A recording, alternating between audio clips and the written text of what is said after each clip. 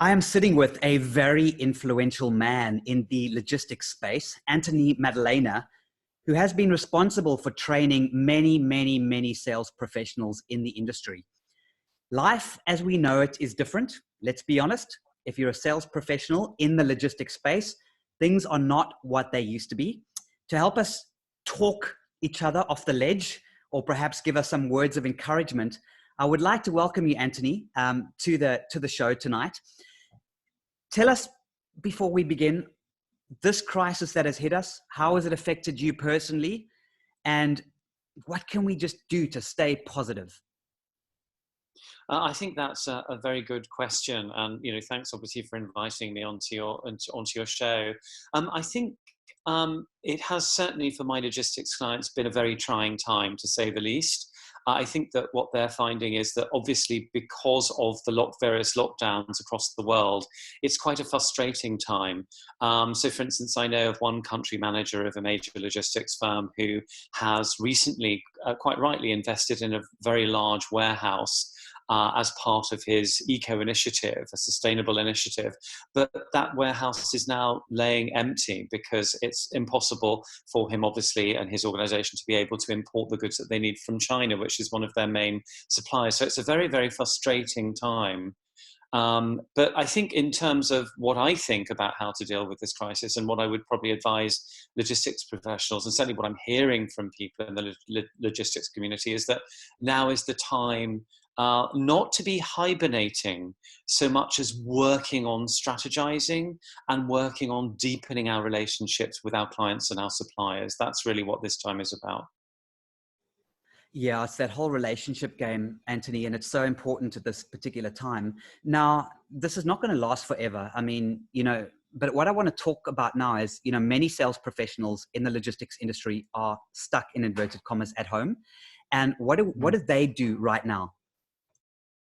My feeling is that what I'm guessing a lot of them are doing is that they will be thinking about how to change their strategy in relation to the challenges that we find ourselves in.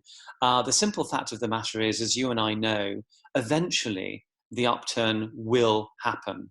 And when that time happens, the logistics sector will be frankly rushed off its feet as business comes back. As you know, one of the things I do a lot with logistics professionals is that I train them around negotiation skills.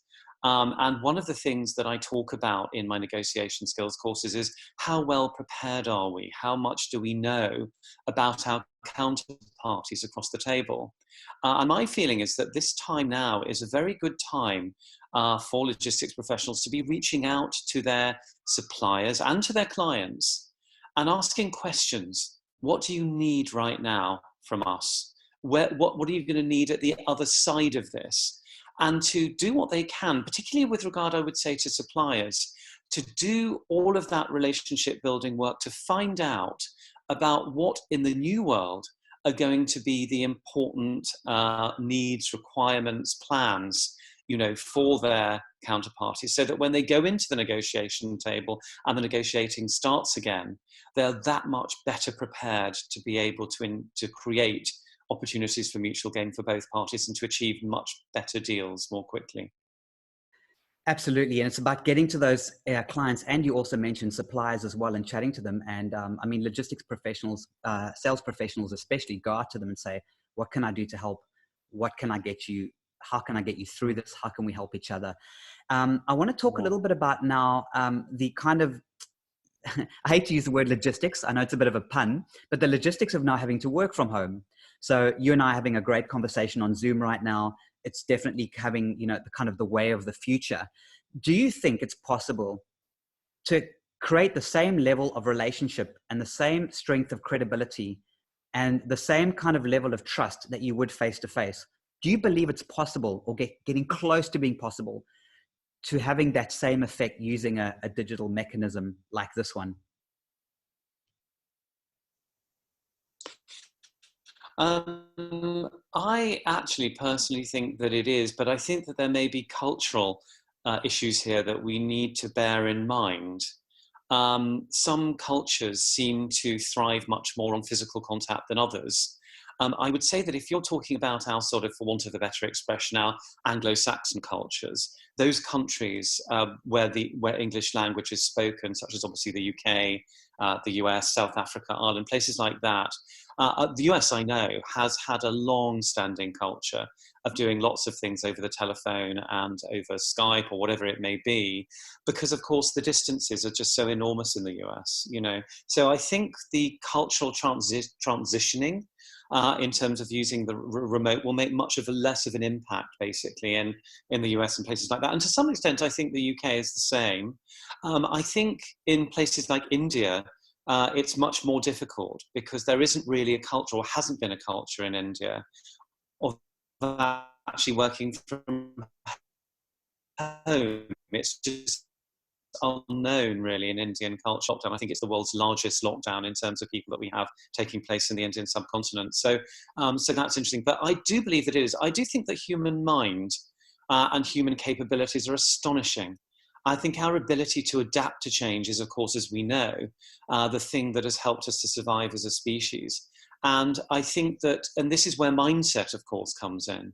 And I love well, there are two mindsets basically here, aren't there? There's the cause and the effect mindset. So there are those of us who might quite understandably to some extent be living in the effect mindset. So the effect mindset is, oh my goodness, the economy's gone into hibernation, everything is awful, this is just a ghastly crisis, I'm going to kind of, hunker down and that's it, and just sort of, be fairly introverty, which, by the way, I understand those feelings. I totally get that, particularly people like myself actually have been on a personal level touched by this crisis, losing loved ones, which I'm sorry to say I have done during this crisis.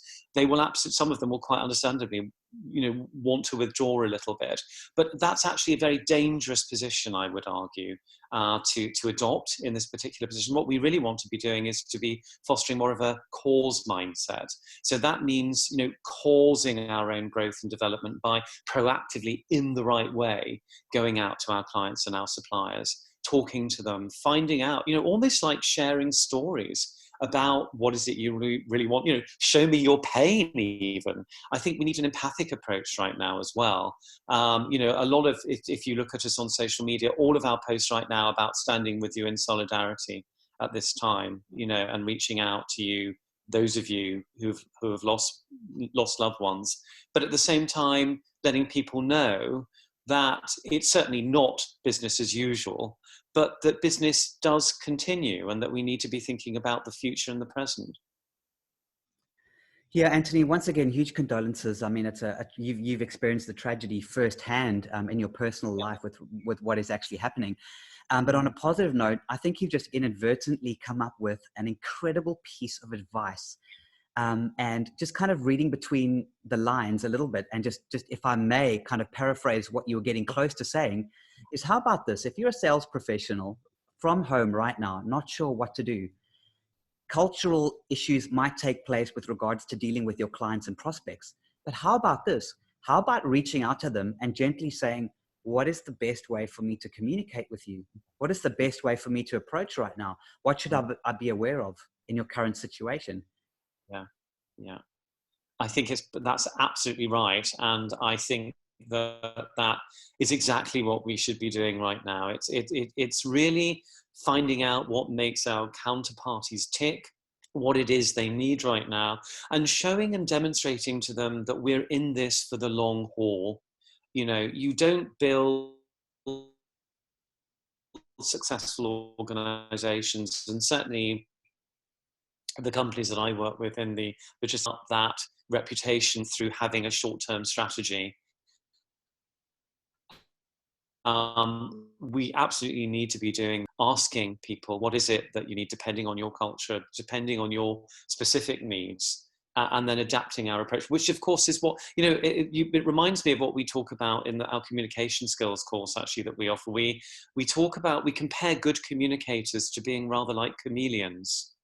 Because a chameleon of course, as we know, will go into a certain kind of an environment. I think you might have them in South Africa actually, and they change the hue of their skin, and that's what good communicators do. They kind of target their approach depending on their audience, and that's what we should be doing anyway. But I think it's even more important right now given the current climate.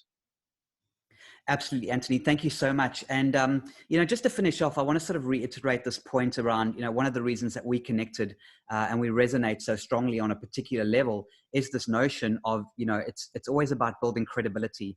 And in this case, about maintaining credibility. So, what we do in conjunction with you is really focus about credibility first before sales. Yeah. Build your reputation and your personal reputation with each of these individuals, because that's how you ultimately grow your sales. And right now, the most important thing you can do is at least maintain your credibility. Don't be like JD Weatherspoon's guy and just shatter the living daylights out of it and become the bad guy. Be the good guy out of this and do what you can to be generous. And this is the message that's coming through loud and clear. So Anthony, you have a lot of experience with working with sales professionals in the logistics space. If one of them needs to call you, or a logistics company needs some help, they don't know what to do, what is the best email address, phone number, website to get hold of you? Oh, absolutely. Well, if they want to email me, my email address is anthony@powercalltraining.com. So it's Anthony with an H. So ANTHONY @powercalltraining, POWERCALL training, all one word.com. My number is 07971959226. That's 07971959226. It's always nice to speak to logistics professionals. And, if they've got any questions around any of their challenges, particularly in relation perhaps to remote learning and remote working, then I'm absolutely available for a chat. Fantastic. Anthony Maddalena, thank you so much for joining me on scottcundill.com. Thank you very much for having me. It's been really lovely to come on here. Thank you.